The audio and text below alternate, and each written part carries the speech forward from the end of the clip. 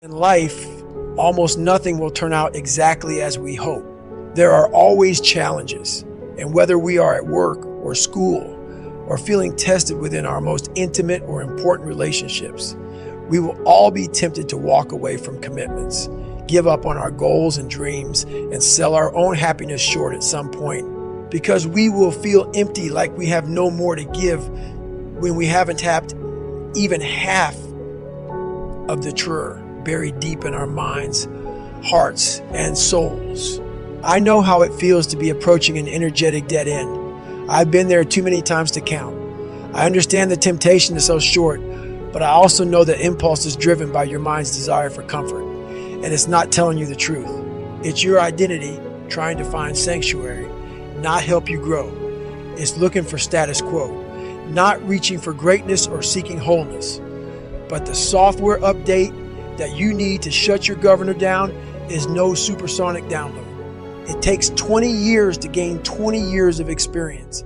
And the only way to move beyond your 40% is to callous your mind day after day, which means you'll have to chase pain like it's your damn job.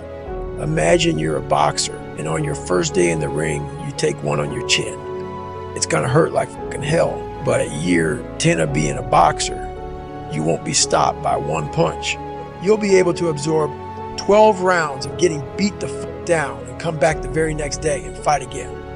It's not that the punch has lost power. Your opponents will be even stronger. The change has happened within your brain.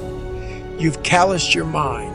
Over a period of time, your tolerance for mental and physical suffering will have expanded because your software will have learned that you can take a hell of a lot more than one punch. And if you stay with any task that is trying to beat you down, you will reap rewards. Not a fighter. Say you like to run, but have a broken pinky toe. I'll bet if you continue running on it, pretty soon you'll be able to run on broken legs. Sounds impossible, right? I know it's true because I've run on broken legs, and that knowledge helped me endure all manner of agonies on the ultra circuit, which has revealed a clear spring of self-confidence that I drink from whenever my tank is dry. But nobody taps their reserve 60% right away or all at once. The first step is to remember that your initial blast of pain and fatigue is your governor talking. Once you do that, you are in control of the dialogue in your mind, and you can remind yourself that you are not as drained as you think, that you haven't given it your all, not even close. Buying into that will keep you in the fight, and that's worth an extra 5%. Of course, that's easier listened than done. It wasn't easy to begin the fourth lap of the Hurt 100 because I knew how much it would hurt. And when you are feeling dead and buried, dehydrated, wrung out, and torn the fuck up at 40%, finding that extra 60% feels impossible. I didn't want my suffering to continue. Nobody does. That's why the line fatigue makes cowards of us all is true as shit.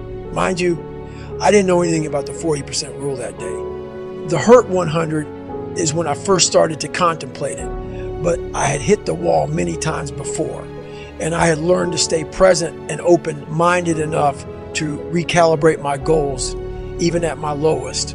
I knew that staying in the fight is always the hardest and most rewarding first step. Of course, it's easy to be open-minded when you leave yoga class and are taking a stroll by the beach, but when you're suffering, keeping an open mind is hard work.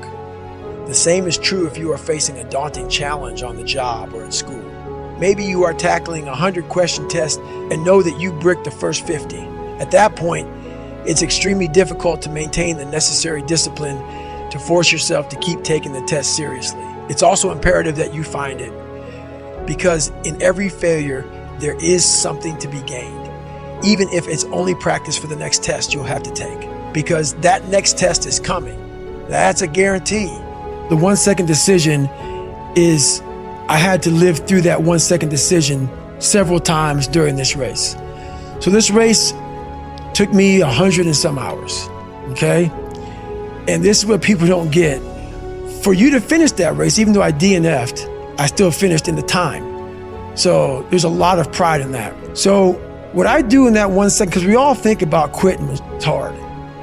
But what you have to do in that 1 second is hard to process information during pain, because that pain takes over and you can't think rationally.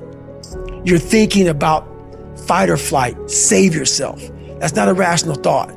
It's not a thought that's going to get you through hard times. Most